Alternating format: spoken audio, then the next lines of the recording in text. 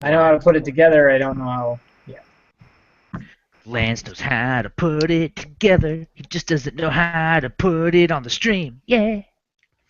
That's a good thing. Thank you, everybody. It's my new hit single. It's coming out next year after Go to the Mall. I'll buy it on iTunes. $1.28 for HD, which is really low D, fuckers. Hello, everybody. Entertainment is dead. We're back after a weird random hiatus that involved most of us just sleeping instead of podcasting. I'm Tom. You're probably tired of seeing my ugly face. I'm sorry. At Thomas Winkley on Twitter. Next to me in the pictures, we've got Randy at Ramcon5000. Say hello to the people. Howdy, howdy. Next to him, looking all cute and stuff, got Lance.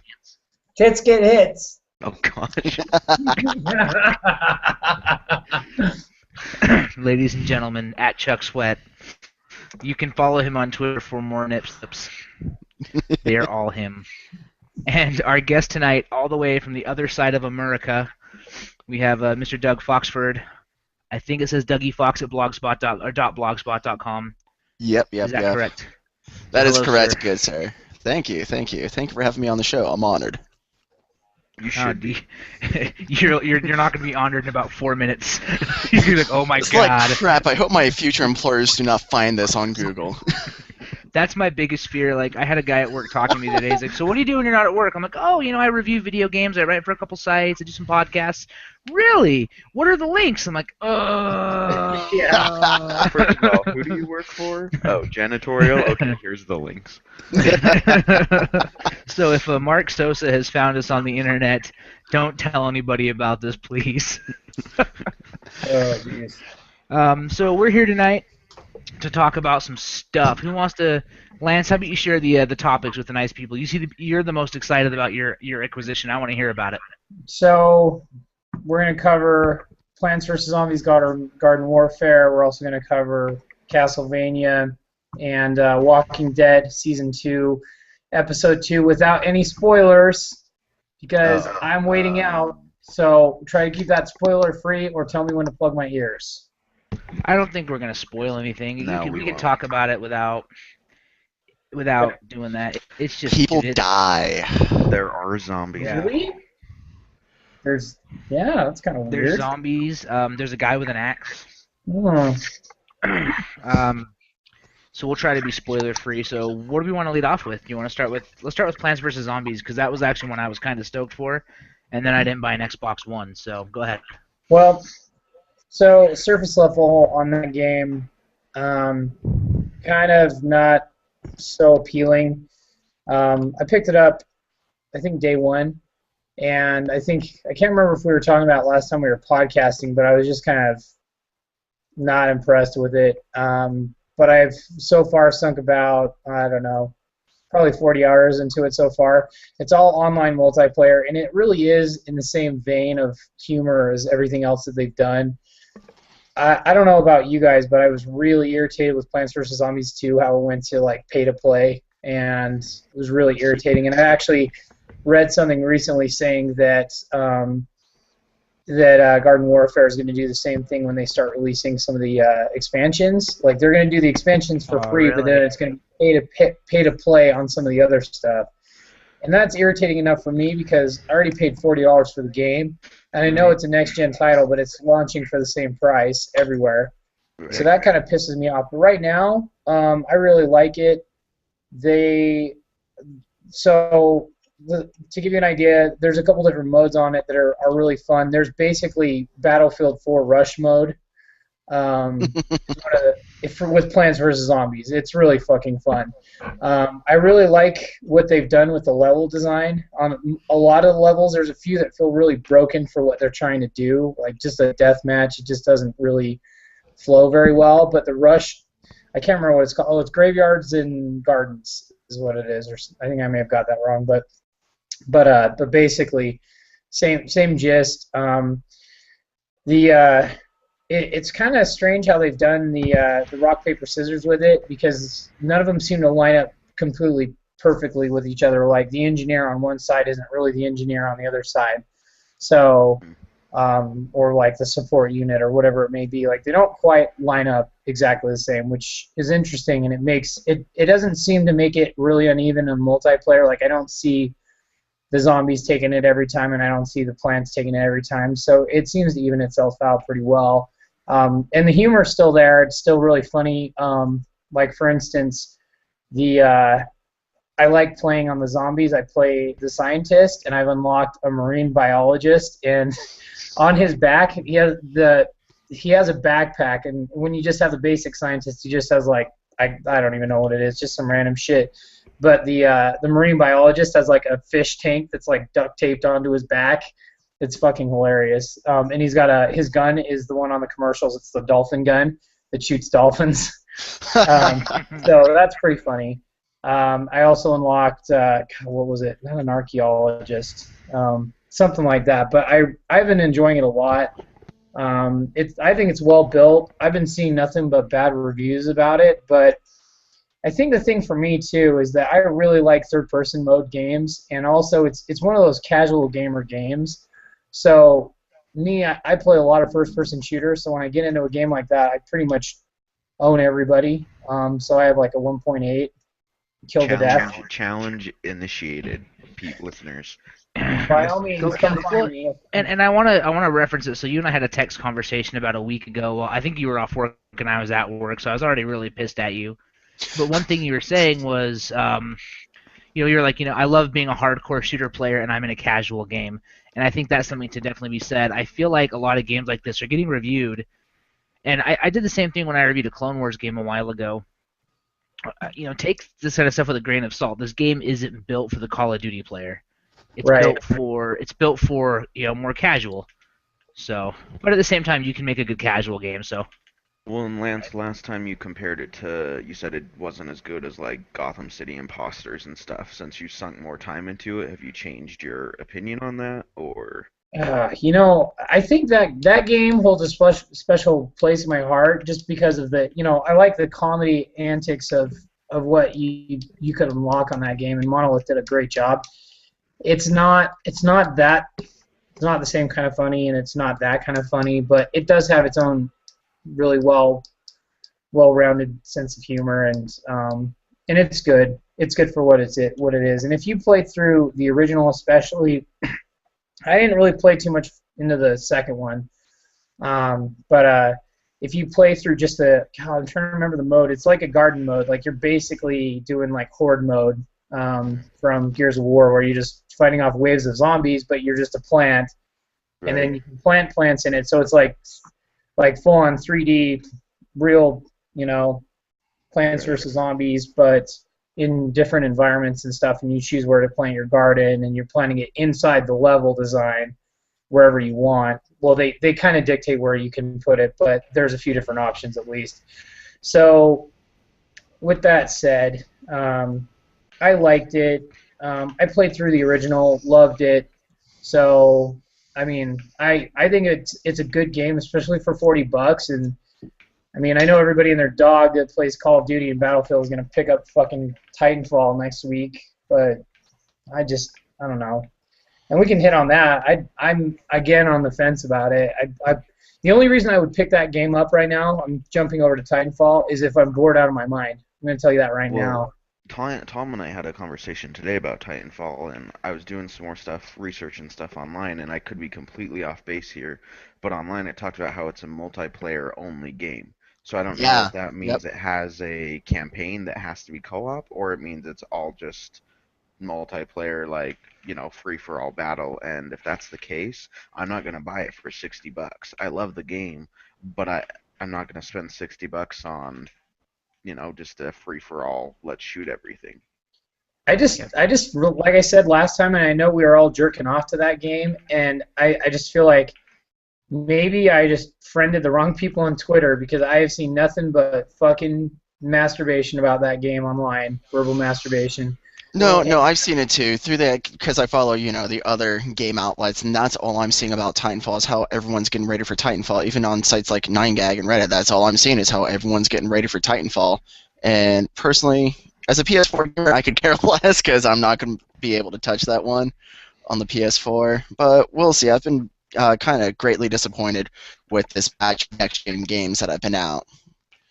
So I hope that proves me wrong. I hope Titanfall proves my premonition wrong. I think it's going to be a good, solid game for them, and I think it's definitely going to bring some people into Xbox One, and especially, and I'm actually pretty pissed about the bundle, but Yeah, we yeah, I could mean, talk about I that think for it's a while. good marketing. I mean, it's going to be really good for Respawn. I said that last time. I don't think it's a bad game. I just am kind of scared of what it's going to bring for community-wise. Like, I don't really know that I'll get along with the community Well, with it. and going back to what Doug said about the next gen games, I mean, with Xbox One and even PS4, there wasn't like a huge, okay, this is the game you have to have, like when the with both consoles launched. Titanfall's really one of the first big games for Mhm. Xbox One. Watch Dogs got pushed back till May. We finally have a release date on that now. It's closer to June, but it's like May 27th.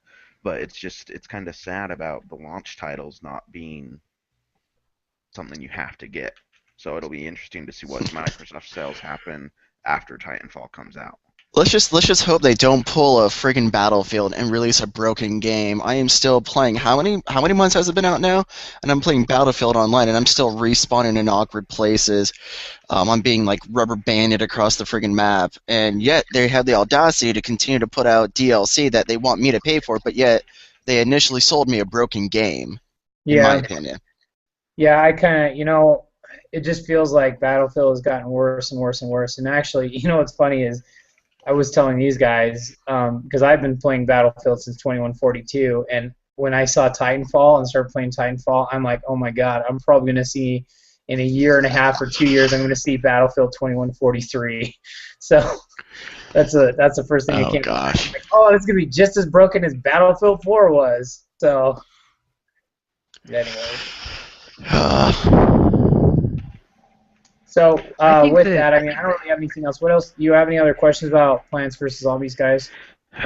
not really. I mean, I think it's we lost your video, Lance. I think it's it is what it is. I'm not. I think right now in next gen, if you're expecting a perfect 10 out of anything right now, you've never bought a launch console before, right? I mean, I'm thinking back to PS3 time when it launched, and I was a 3 to 4 year adopter on the PS4, or PS3. I waited a long time because there just wasn't a lot for it, and even my Xbox 360. I mean, I sold it twice before I finally decided to keep one. Like Well, and I I don't bought I expect bought A and little sold the a 360 indecisive a there, couple dude. times. No, there was just nothing to play. So I'd buy it and play a couple games, and I sold it, and Yeah. then I did it again, and now my 360 plays Street Fighter and Marvel vs. Capcom. So like, well, and I I'm think not it's just a And expecting that time totally thing. wasn't worth it perfect then. 10 game. I'm really not. But and that's one thing with Watch Dogs. I am actually glad it got pushed back because I didn't want them to put out a game that wasn't going to be good. And so if they fix their problems and there's not going to be as many bugs or anything, that's great. So no, I don't expect perfection this early because, like you said, it's a launch console. Yeah, I feel like Sony and Microsoft, they had the systems ready to go, but yet the developers were scrambling in the last second trying to get something out for these systems. It's like, hey, let's have a port, let's have like the same game ported to 5 different consoles and PC at the same time. It kind of makes no sense to me. Well, I mean, that's most consoles in general, though. I mean, when you launch a console, you're not going to see something that's going to push the limits of the hardware. And I mean, there's not very many games that push the limits of any hardware right now. I mean, Battlefield 4. Let me think here. Any other system suckers right now besides that piece of shit? Can you guys think of any? I don't even know how like Call of Duty Ghosts. It cannot be scratching the surface of what the PS4 can do. No. Killzone Shadows Fall, like fantastic. It's pretty to look at, but to be honest, I got so bored with it. I've even finished the campaign, and I've had it since release date. Mm. Well, and speaking of pushing the limits, I mean, there was an article that came out in Game Informer about the new Batman game that's not going to be coming out till like October, but they talked about how you can finally drive the Batmobile, and the Batmobile alone would put the 360 to its limits. So they're talking about putting the Xbox One and the PS4 to its limits with this new game, and hopefully that's true. And obviously we'll get more info as that gets closer. It's pretty early, but you're Yeah. smirking a little bit, Lance. I have a baby watching me. No. Apparently, there's a baby watching me live, and some people just text me about it. Hi, Mia. Hi, Mia. I'm yeah. I don't Hello know. to Mia Romero, everybody's favorite baby. Well, hello there. But So yeah, go so ahead, Tom. I think the new Batman. If we could talk about that for a minute, though, I think them saying that. So I'm a little hesitant to believe that it's going to push the limits of the system. Right. I think the correct term would be it's going to push the limits of the system right now. And what Right. I mean by that is let's think back to launch Xbox 360. So we had King Kong, which at the time was one of the best looking games I'd ever played. Condemned. Right. Condemned, Call of Duty 2. I remember playing the demo for King Kong. Me and my buddy Aaron Kleins, we were both working for an evil game corporation, and we found out that demo units of the 360 had been installed at certain Walmarts around Utah. So he was a store manager at the time. He basically abandoned his salesperson on the floor and started calling Walmarts in Utah to find one. So I get a phone call at about 6 o'clock at night, and it's like, "Hey, dude, Layton Walmart Woods Cross Walmart has a 360 demo unit. What are you doing right now?" I'm like, "Well, I'm punching out of work." So we hopped in his car and drove to Woods Cross, about an hour drive from where. Well, no, it was about 35 minutes from where we were, and we played King Kong and Call of Duty 2, the demos, for like 2 hours. And I remember thinking of how incredible it was that the death animations from Call of Duty 2 were all very different. They were unique. And I remember thinking the dinosaurs just looked gorgeous in King Kong, right? So now let's step forward to now and play any game on the 360 that's come out in the last year, right? Right. And it looks a million times better than King Kong. Mm-hmm. Yeah. Yeah, and I think that's an accurate So I statement that think it would push it what we are now. going to see through Batman will be amazing. Yeah. But I think, in 5 years, you're going to see them doing stuff with the technology that's just unheard of. Right. So that's just my side note. But I think Batman, and I almost wonder, do you think that Rocksteady handed off the Batman franchise for one title just to prove a point, and then bring it back and freak everyone out? I don't know. No, I mean, They what a they brilliant talked marketing about strategy. This game's not quite as good as what we made. well in no. the article they talked about how they already knew what they wanted to do with the trilogy, but they didn't want to rush it. They wanted to do it right, and that meant waiting for next gen. And so I think they gave the Gotcha. license away. Not they were like, yeah, let's fill the gap with Arkham Origins, but we're not going to do it because they've said they're a studio that doesn't focus on multiple games. They focus on one game to do it right. Yeah. So I think So more Okay. studios need to pick up that model. I really, really feel more studios need to pick up that model. Well, I so agree. I yeah, just don't but think they can afford that's what you tell people for a PR move too. I right. mean, that something like that. I mean, you can't turn down the money that that game is producing, and not to mention, I mean, I'm not going to say it's a bad game because by all means, it's a great game. To me, that is probably the best single player experience that I've had in I don't know 5 years. I'm trying to think back further. Well, there's like Heavy Rain and a couple other ones that I thought were really great single player experiences, but both those games are amazing. I didn't Well, play Origins yet, but the other. I Can I oh, ask go you guys ahead. a question? Did you find out if Kevin Conroy is going to come back, or are they? Yes, he is What? official. Yep, he's Batman. What about Mark? It's not Joker. It's 'cause it's continuing on from And the City. Joker's dead. Oh Oh, yeah, that's right. I'm sorry. so That's right. I mean, Spoiler alert. you For will. guys that haven't played the game yet. They actually talked about how with Joker's death, he caused so much chaos that all the other villains are fighting against each other when he's alive. But now that he's gone, like Two-Face, Penguin, who have been rivals for the gang territory, are now combining forces to try to take down Batman. Harley Quinn's kind of taken over as the Joker and is obviously pissed about what happened. But the biggest news is that they're teaming up with DC Comics to create a brand new villain for the game. So we have no idea who it is. They basically described him as a Batman medieval looking guy who has a gun. And in their demo, Batman jumps out of this room or whatever, gets shot, falls down, looks up and sees this medieval Batman guy running He at him. sees Batgun, the reshooting.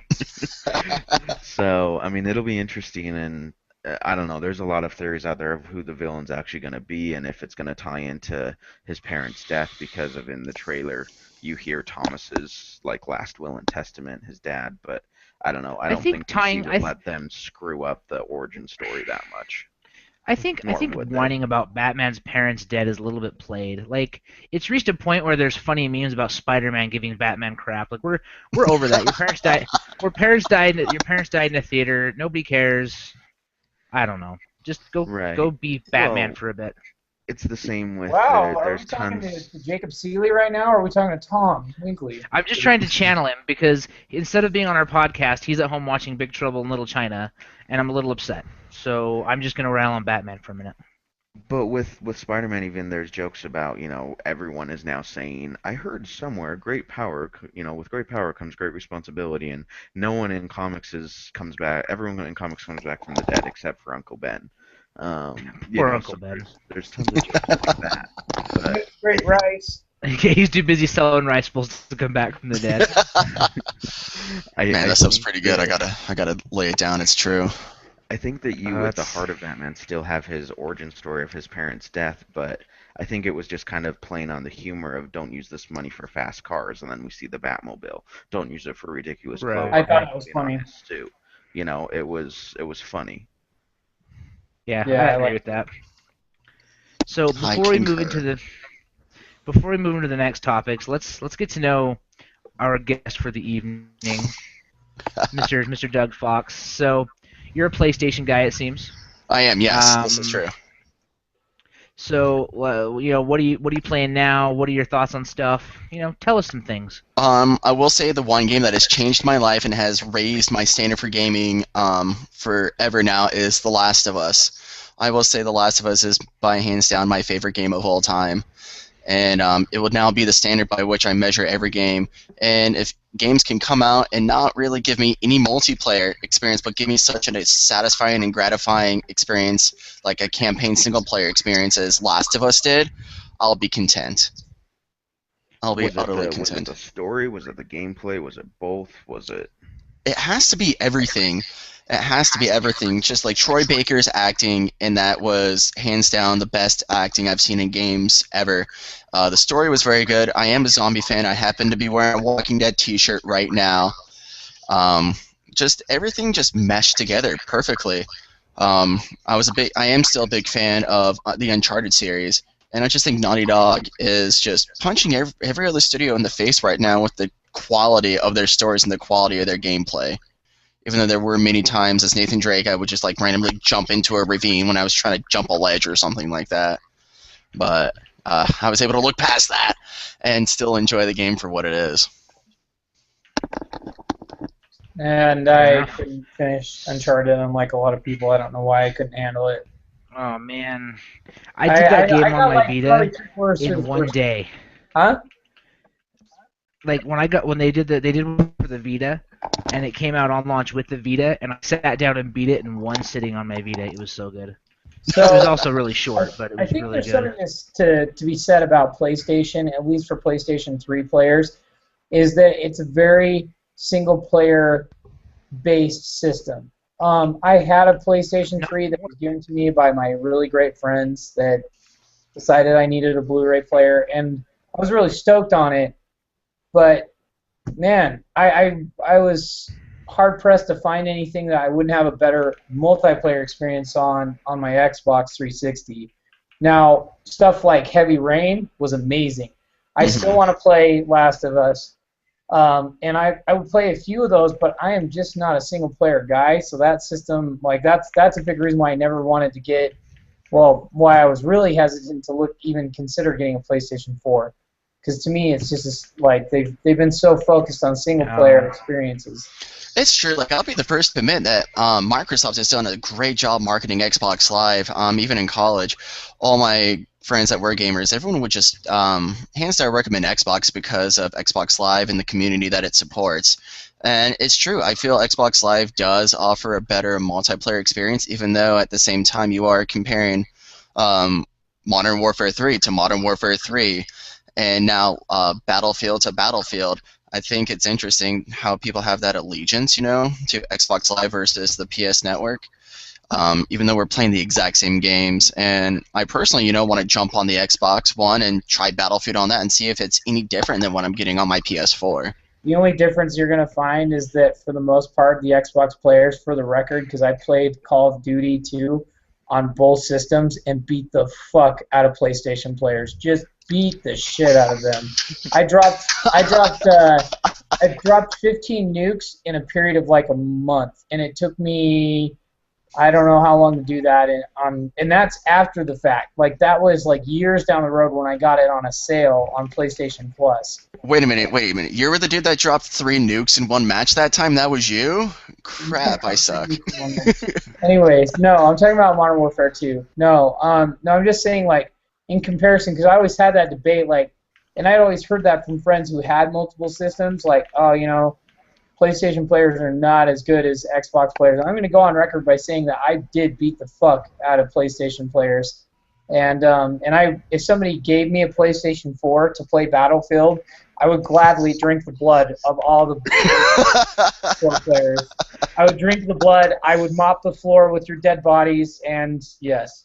So I will say that because I have a PS3, an Xbox 360, and an Xbox One, and I don't have any multiplayer games whatsoever for my PS3.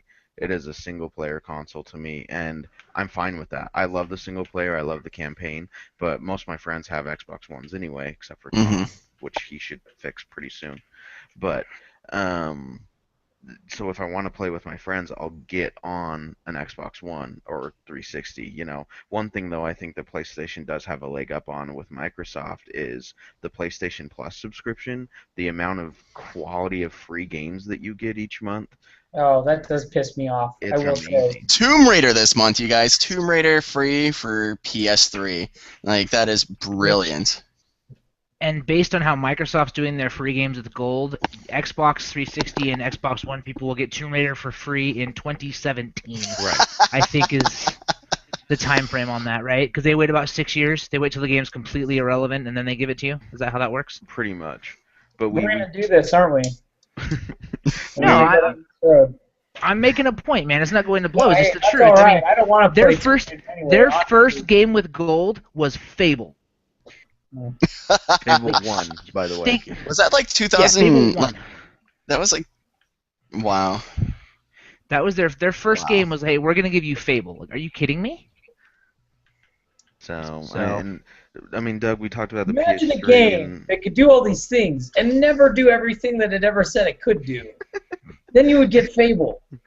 the thing that I hate about Fable is you can be as evil or as good as you want, and it all comes down to that one last choice.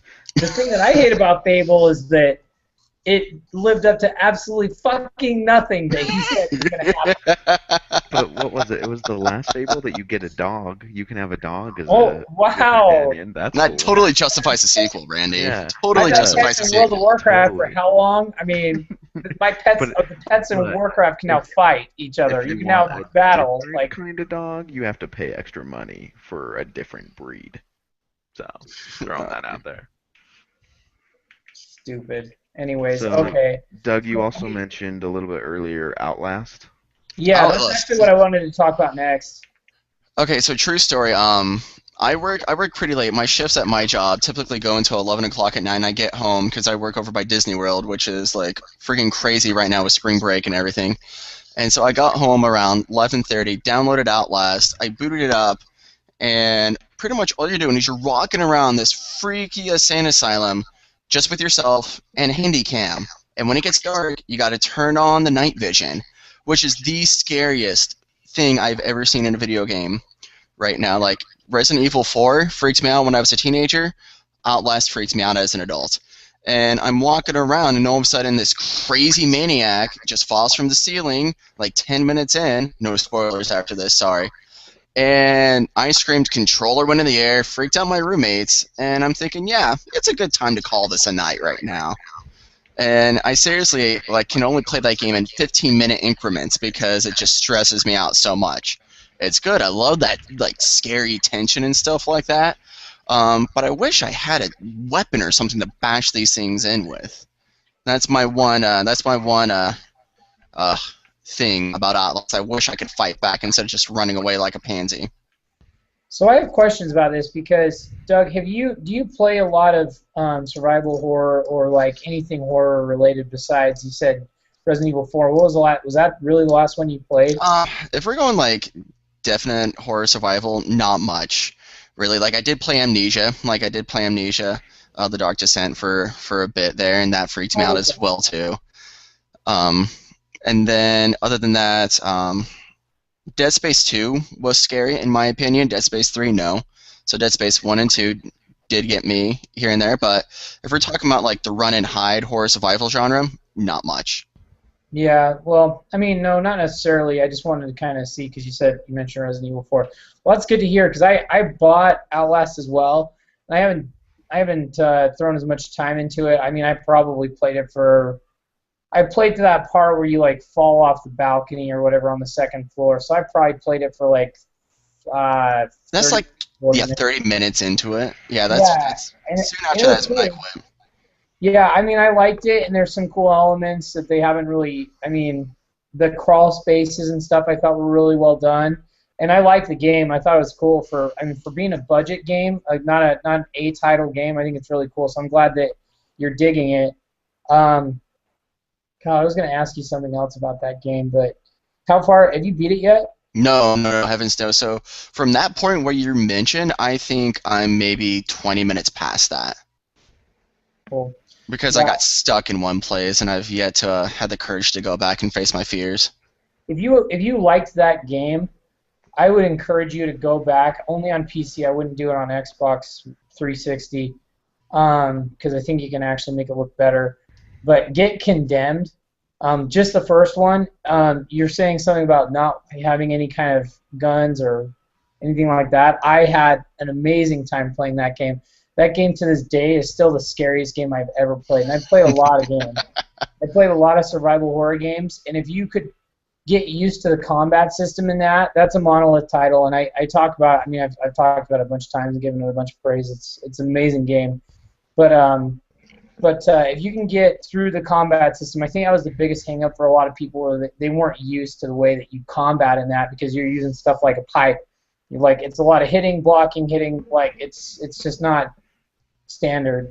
Like a parry system or something like that, where you block them, then you can like attack again or something like that. It's really not that complicated, but a lot of people didn't really care for it. So basically, like you could hit somebody, you'd wait to see if like, you know, they're telegraphing a hit or whatever, or how many guys you were trying to fight or whatever, and you would try to telegraph or watch what they were doing, and then you know you block or you hit them, and there wasn't very much else to it besides that. You could tase them.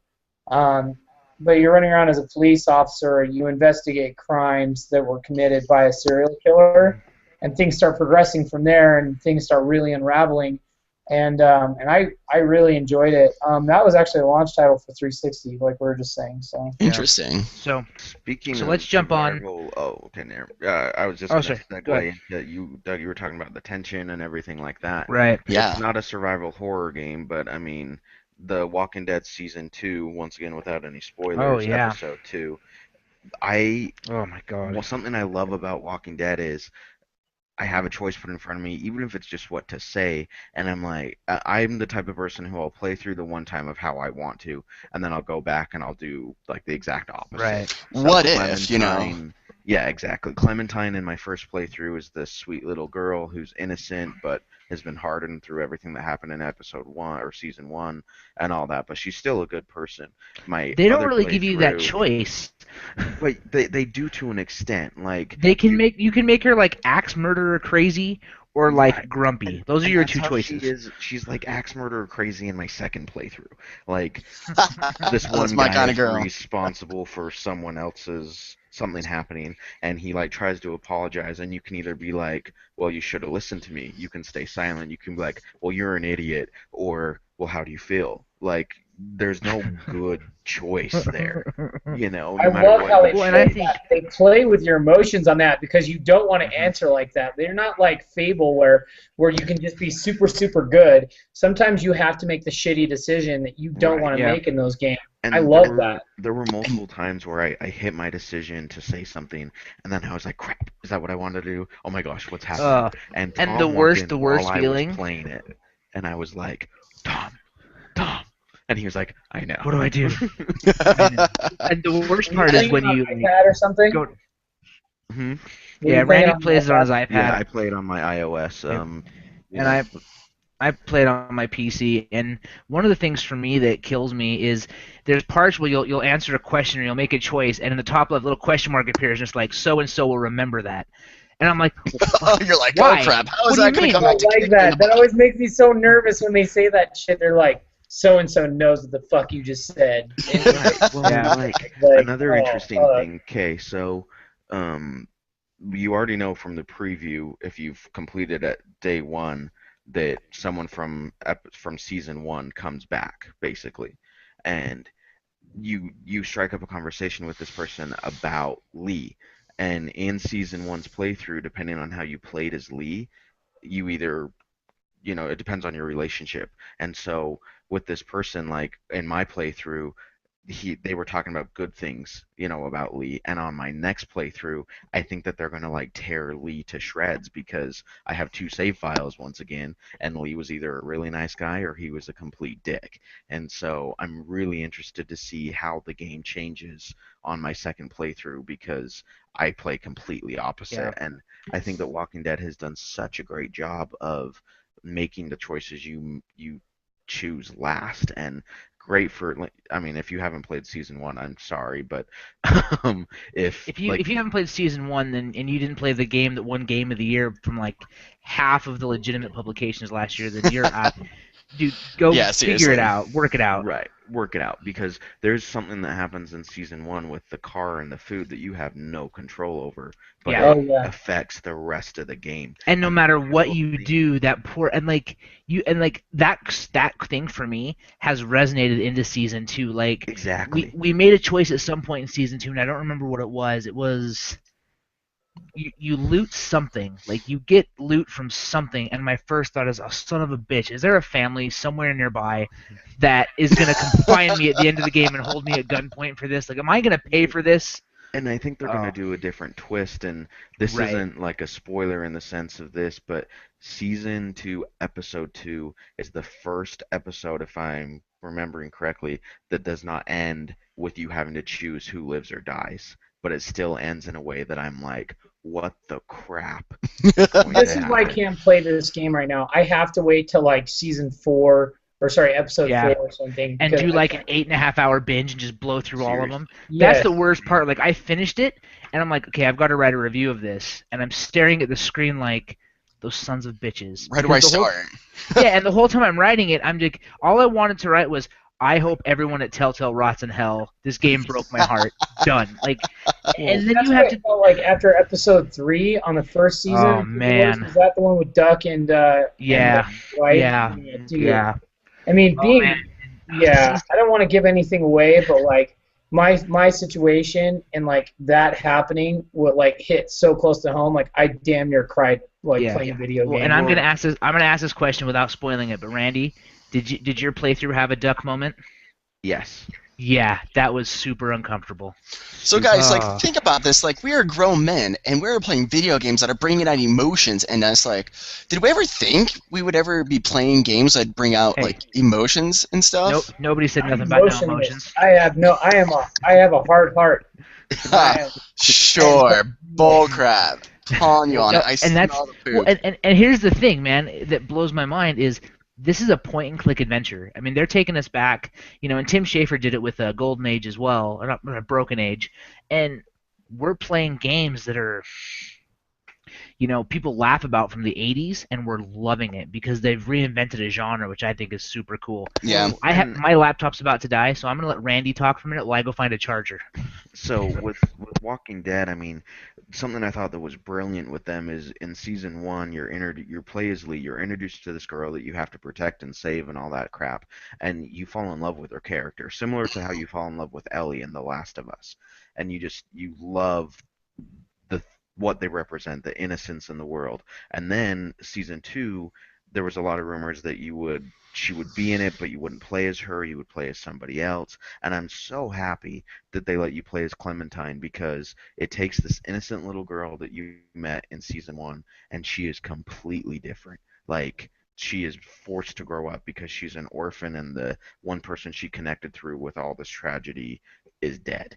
And Hmm. depending on how you ended season one, she either shot him in the head or let him turn into a zombie. So, I mean, Whoa, spoilers! That's season 1. I'm sorry, It's but a year old. No, I'm joking. Yes, I haven't played it, but I know how it ends. That's not my problem. That's like saying Snape kills Dumbledore. It's not my problem. Wait, what? He killed Dumbledore? By the way, Neo dies as well. How Wait, I dare haven't finished you. the Bible. What happens to Jesus? I didn't finish that part either. So you're Oh, gonna spoil man. that one for me too? Let's just say the guy is not fond of crosses anymore. Spoiler alert, they actually arrive back at the present in Back to the Future. Actually, spoiler alert with the Bible, Jesus is the Son of God. Oh my god. Hey, and it's Sunday. Oh! I want a T-shirt that says "Doc saves Jesus." So that's my 2 cents on Walking Dead. I mean, Tom, I don't know if you had anything else you wanted to say. No, I mean it's just absolutely incredible. I can't every time I review one of these, it's like I can't freaking believe that Telltale is able to just keep knocking it out of the park with these games. I mean, Fables is hitting over and over and over again. I still need to play Fables. Oh, dude, it's so good, Randy. What the I fuck will is give Fables? So it's Bill Willingham's a very, very good comic book author, and he essentially I guess wrote, it's called Wolf Among Us, huh? Yeah, Wolf Wolf Among Us. Again, Us. sorry, and Fables. Yeah, and Fables is the comic book series it's based on, and it's just, dude, it's just brutal. I think I mentioned it on the last podcast, but it's just, I mean, these guys How far are they into that one, by the way? season 1, episode 2, so they're only 2 episodes in. Won't play it till episode 4. Fuck them. So, the only other thing we had on the docket was Castlevania. If you guys don't want to talk about it, or we can. Oh wait, one more I thing. do. Sorry, on Walking Dead. One more Go thing. ahead. Yeah. If you haven't played 365 days or whatever, Yeah, you need because to. all the characters in it are making an appearance, and I mean, there's not a lot of choice in 365 days, but they are there. And so, well, I feel kind of bad I because don't want to play that. here I feel kind of dumb because like I played through it and I didn't really like it, so I just kind of erased it from my memory. And then at work, Randy's like, "So did you see she came back?" And I'm like, "Well, fuck, she was in that game, huh?" And I mean, I guess you could probably avoid it because it doesn't really add that much depth. Like, she's still I mean, she sucks in 365 days, and she sucks in the new one. Yeah, she does. But I think it just gives that little, like, if you're a fan of the series, you've played all their little expansion. It's like here's a little Easter egg for you. Yeah, you know? exactly. Because they're staying away from the show, which is good. And they're staying away and I from wonder, characters in the comics so far. Maybe they'll tie back and they'll show maybe what happened to some of the 365 people down the road. Right, exactly. So, cool. Well, the only other thing we had on the docket was Castlevania. Am I the only one that's played it though? I feel bad like just blabbing about it. I haven't played it. No, you need to, because I'm the only one who played Garden Warfare, so... True. Well, so first of all, I'm going to start with a caveat. I feel that the poor reviews are a little heavy-handed.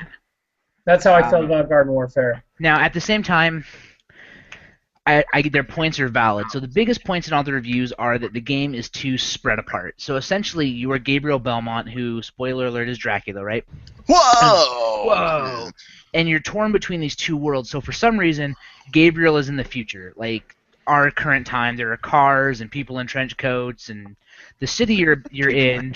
Hey, trench coats didn't come about until 2002.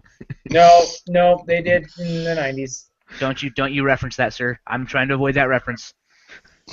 I already made a Jesus joke. My blasphemy is at an all-time high right I now. was talking about Matrix. Oh, good point.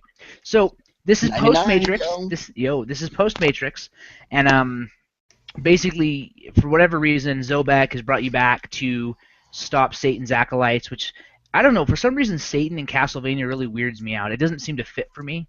Like, because in my mind, like, Dracula's always been kind of like, he is the Dark Lord, right? And in this one, they're like, you're the dragon, you're the Lord of Darkness, then we got the Prince of Darkness. I don't know. But anyway, so you're in the Ozzy was in this game? Ozzy Osbourne was in this game? Oh, totally, dude. There's a Bathead. It's nuts. So you go through this world, and it's kind of a bland, dark, dingy city. And essentially, this city's built on Dracula's castle, which is kind of cool.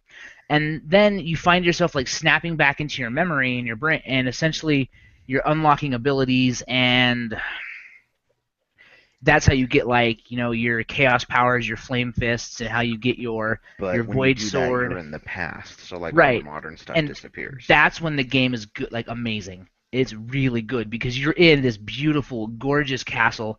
And my favorite part, and I'm gonna tote the PC a little bit here, all the reviews bitched about it being kind of rough around the edges on PS3, and everybody reviewed it on PS3 except for me, by the way, bitches. And they're all like, the graphics aren't very good, things are edgy, stuff isn't smooth. I can tell you right now that on the PC, the game looks amazing. It looks beautiful, and it's disappointing that it doesn't look as good on the consoles to me, because there's actually it's the background on my PC. There's a part where you walk out onto a balcony, and there's this giant full moon in the sky, and you're looking over his castle and all the land surrounding it, and it is gorgeous. And I'm like, screenshot, set as background. Were there any giraffes? Why are people still? the- The thing that kills me is why are they still putting something like it? I mean, I would consider that for right now. I mean, almost pretty much an A title or like a well-known franchise, and are Yeah. releasing it on a fucking archaic system. Well, they started developing it, a year and a half ago. That's what they were doing. And I guess the thing that's true though is because they've got this future and this past, the story is kind of torn. It's split between the two, and that's really kind of frustrating. And like because of Onimusha that, 3. yeah, and the monsters are kind of bland because of it. Like you're fighting these weird mutant demons. They look kind of like if vampire bats and the mutants from Condemned kind of were mushed together. They have weird spiky hands and they're all fleshy, and they're generic and they're really easy to kill. But then you'll go to like you'll fight the god of the forest or whatever, and it's this beautifully amazing battle. Skull And Kid? no, not Skull That's a Kid. Zelda reference. Fuck that kid. No, it's in Lords of Shadow 1. You actually end up killing, and I cannot remember his name right now, but he's basically Pan. You kill Pan, who has been helping you this whole time, and it's his brother Armias or Archias. Spoiler alert. Spoiler alert! And he's trying to get vengeance, and you kill him. But like all the boss battles are amazing, but I feel like the Edge, who gave it a 4 out of 10, was a little too harsh. I feel that it really is about a 7, maybe a 6.5, and it's because the story is so torn. The combat system is almost perfect. Really a solid game. And I keep thinking, like, okay, well, how would they have told this story without pulling him into the future? And unfortunately, I'm having trouble thinking of a way they could have done it. So I almost feel like they might have written themselves into a corner a little bit. Mm. But anyway, great series. I really like kind of the retelling of the Dracula origin. So I don't think I'd spend $60 on it. I'd probably spend 30 to 40 on it though. I think I'd feel comfortable with that. I mean, I bought the 3DS one for $40, so I think I could buy this one for 30 to 40 and get the value out of it for sure. Yeah, maybe we should talk about what we think the value is of the games that we've been playing. Sure. Yeah. Do we here's one question. Do we want like the Spirit Airlines of games where we just get like the core of a game for $20 and then we add on what we want? Because I know with Spirit, like, oh, you want something to drink or eat online? Charge. Oh, you want to bring a bag? Charge. So you get, a custom service with that. Or do we just want to buy like the core of a game for $20 and just buy have everything that we want in different DLCs or multiple DLCs? Sure. And just buy what we want, so I'm not dropping $60 for pieces of a game that I don't want. Like I just said, I'm a campaign. I'm a single player guy. If I can deck out my campaign and make that a fun experience. I think it depends on the that's an interesting proposal. Yeah. Because here's another proposal too, because I feel like there's one thing we're starting to see in the single player. People are starting to bitch about it. I really think they should split the single player and the multiplayer experience. Should be fucking split. They should be completely different games. Maybe pay less for each of them. If you want to buy both of them, fine. But we should see price points better, and then maybe do like a bundle where you can buy both of them for $60 as opposed to paying like. Okay, great example of that. I know you guys already gave me crap about the Assassin's Creed franchise last time, but you get a single player disc and then you get a multiplayer disc, and I have never once installed the multiplayer disc into my console, but I still had to buy it because it's part of the whole $60, and I think we should separate it, because on Assassin's Creed, I could care less about the multiplayer because no one actually plays it like an assassin. Everyone just runs around and tries to kill each other instead of like hiding and then killing. And it's just one of those things where, I mean, Call of Duty, all those other things, I don't really play the multiplayer version of those, but I won't ever buy those games because the campaigns are too short. Mm-hmm. Well, I mean, here's a good example, and maybe this would hit a little closer to home. Is I think everybody in here played Dead Space 2. Hmm. How many of you Yeah. played Dead Space 2 online? Once. No, And twice. wasn't I it just tried the worst twice. fucking thing you've ever played in your It life? was so broken. If you try to play as a necromorph, I think I could have talked to my lamp and had a better conversation and better experience than trying to play Dead Space 2 online. Now ask me how many times I played Dead Space 2 campaign through, and I think I've played Dead Space 2 campaign more times in the 2.5 years that I've owned it than I've actually gone to the gym. So it's that good of a campaign. I can't say that about the gym, but I can say that I liked that game quite a bit. Well, So, and For the that's single player, and I mean that's going to be a game. That's going to be a game for me that I feel like definitely there's no appeal on the multiplayer aspect. I wasn't playing that game to play a multiplayer experience. No. I beat the No. game, and I was like, okay, what's this? And I jumped on like, this is fucking stupid. well, and Yep. on that same line, I mean, Rocksteady said with the new Batman game, there is no multiplayer experience Oh, whatsoever. good. It's not a concern. Why? I don't even know They could how there care could less. be a multiplayer experience with Batman. If we're going through what the Arkham series has been, multiplayer would just feel obligated Well, and thrown they in did it and in a waste of Origins, data and it was space. bad. It just wasn't good. On And which game did they have multiplayer? Origins, you can play as Batman and Robin, and then there's like 3 other teams of 2 that are like the henchmen, which is Wow. like it's bad. Just don't even waste your time with it. And so in that same thing, like going back to the games we talked about specifically tonight, Walking Dead, I did not buy the season pass. I buy them in installments basically, and I paid what $4-5 for season 2, episode 2, and worth every penny by far. I don't know if Yeah. Garden Warfare is worth the $60 you paid or. Well, and I think that's here's a question I'm going to ask, and we can maybe leave on this note, and if people have questions or thoughts about it, maybe hit us up on Twitter. Um, I agree. I completely agree that if I could go buy, like for me, I played Call of Duty online for like 20 minutes. I've played every single player story through because that's what I game for. BioShock, I wouldn't play the BioShock multiplayer. No. Ever. Like, no. I bought BioShock. I played through Infinite. I went and ran through a bunch of it on 1999 mode. I'm playing the DLC religiously, and that's it. That's all I'm doing. So, but then I have to ask. I feel The Last of Us was worth $60, right? Mm-hmm. I would pay 60, yeah. Yeah. So here's my question for it then: is does The Last of Us have if The Last of Us was $30, do you think they'd be able to make more? And do you think they'd be able to actually get a game out? Because the production value and the cost of that game is enormous. Hmm. Right, but see, you have a game like Last of Us that's gorgeous and worth every penny, but then you have other games that aren't quite as good looking or whatever, but the standard price for a new game being released is $60. But you have to look at it too from, like, when I was working at the game shop, somebody would come in and go, well, why is this game $30 and not 60? Well, I don't know, because the developer felt it was only this much. And like the only game that ever released at $20 and seemed to get away with it was NBA 2K10. And that's And I know because of it NBA was before. and that was because they thought they were better. They were actually thanking their fans for like a 10th anniversary thing, and they advertised the shit out of it. So I guess I'm making the point is, if they dropped the price point, would that help the success of the game, or would it actually hurt the success I think it depends on the game and how the game, like of the game? the price And that's points just a and side how note. like how it's built. Like, I mean, you take for instance, I mean, we always go back to this League of Legends or how I experienced Gotham City Imposters and that kind of stuff. Like how much I paid for the game, and I'm like, sure, yeah, I'll throw the developers another $20 or whatever because I really like the game. And then I feel like I'm getting nickel and dimed by other developers who are just like, fuck you, pay me. I hate microtransactions.